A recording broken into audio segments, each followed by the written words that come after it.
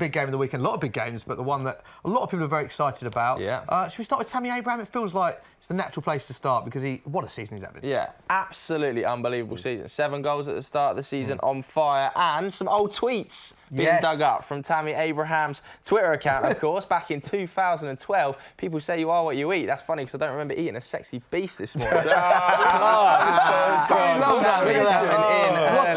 that. And Harry, what did you say when you ordered a drink this morning? Oh, yeah. I asked for hot chocolate because you are what you drink. Perfect. Look at that. Would you believe it? Tammy, though, come on. What a start to the season, Djellab. You must be buzzing. I love that, man. I love everyone in that Chelsea squad at the moment. It's so nice to see, like, finally the youth come through. And I've spoken to him a couple of times whilst at Chelsea. Lovely bloke. Like, really, but he's also he's enjoying it. This is what he's worked towards for so long now, is to become that main Chelsea man, and he's doing it. He's really down to earth, isn't he? Because I was out in Italy for the under-21s, and he was one of the players that I spent quite a bit of time with. And it was at a time when England didn't do great for the under-21s. I was not as well as I thought, and he was just such a lovely, down-to-earth guy, and you can tell he's got big aspirations. He wants that number 9, doesn't he, regularly for Chelsea? Yeah, honestly, like. There's no better way he could have started this season, especially after the United game and after the game after that. There were a couple of doubters, people were saying things, and obviously the things that happened on social media, and then he's just come back, absolutely shut them up and absolutely smashing it, killing it. The interesting thing as well is it's not just Chelsea fans that are quite excited, but a lot of other fans are very complimentary towards Mason Mount, Tammy Abraham, a lot of the young players coming through, and even Jurgen Klopp was speaking about it. This was in his pre-match press conference. They brought in Christian Pulisic in the summer. I'm not sure 100% about the money, 50, 60 million, something like that. And all the players around him have the same value. Tammy Abraham is now a 60 million player. Mason Mount for sure 60 million, if not more. If there's one club, I would say, in the world who a transfer ban didn't hit that bad, it was probably Chelsea because of the transfer policy they did in the last few years with all these players on loan out there and these high-quality players. Jurgen, what are your thoughts on that? Your gaffer, of course, talking there, Jurgen Klopp. 60 million. He rates Tammy Abraham as 60 million for Mount. Do you go along with that? Do you know what? I think Tammy's been amazing. And I think he's a top talent. I think he's only going to get better. Mason Mount as well. I was talking about him earlier.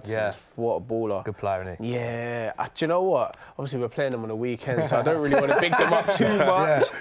But Chelsea looking really good.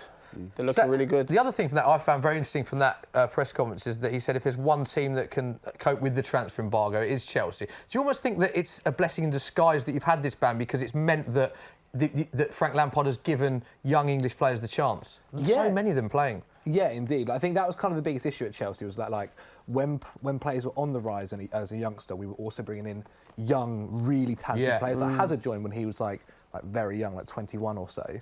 And so now, because we haven't been able to do that this year, we have to use them. And we kind of saw it a bit last year with Callum Hudson-Odoi, and he was kind of the first of the crop. And now we've got like 4, nearly 5. If Ruben comes back, it's like 5. Reece James could have 6 in the starting 11 being youngsters, which is like mental to think of Chelsea. Yeah. Not to ruin all the positivity, though. Not a good week midweek for you boys. We may as well talk about it. Bring it in. We may as well talk about it because the Champions League did not go well and rival fans were absolutely loving it, weren't they? I believe Dan here tweeted, Liverpool lost with a Van Dijk error. Ross Barkley missed a penalty for Chelsea, the biggest European night in Everton's history. Absolutely delightful. I love that. Absolutely delightful. HP, as a Man United fan, happy to see these boys struggling in Europe? Absolutely loved it. Loved it to see the best defender in the league make a mess. Was she not scoring in the Champions League yet? All right. Delete my number. How was it Thursday? Yeah, we won.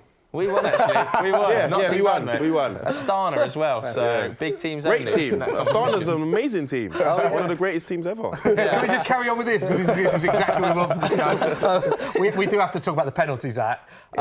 Interesting incident. Obviously, Chelsea lost again. This was late in the game. Penalty, big moment. So this is 2 stills that we've got. This is before. The one on the left is before the penalty. Tammy Abraham and Willian speaking to Ross Barkley, who went on to take the penalty for quite a long time, Willian. And then this is the body language of Christensen, someone you know very well, of course, with Jorginho after the game, after the penalty, sorry. So what did you make of that? Because it doesn't look like they're all particularly pleased with what went on there. Yeah, I mean, well, Frank said afterwards that, like, Ross Barkley, when on the pitch, is the penalty taker. Yeah. And if that is the case... Do you believe that? Yeah, well, if that's what the manager's saying, I'm going to believe it 100%. No reason to doubt him yet. And so I believe that all the players should probably go, OK, this is the rules, this is what we've set, let's abide by them. Because let's be honest, if it's in the 80-something minute, like we're losing, we can draw the game with this. Having 3 or 4 players come up to you and say, actually, mate, let me take this one, or let me take it, definitely doesn't help. So you've got all of that, and then the fact he missed it, it's ridiculous.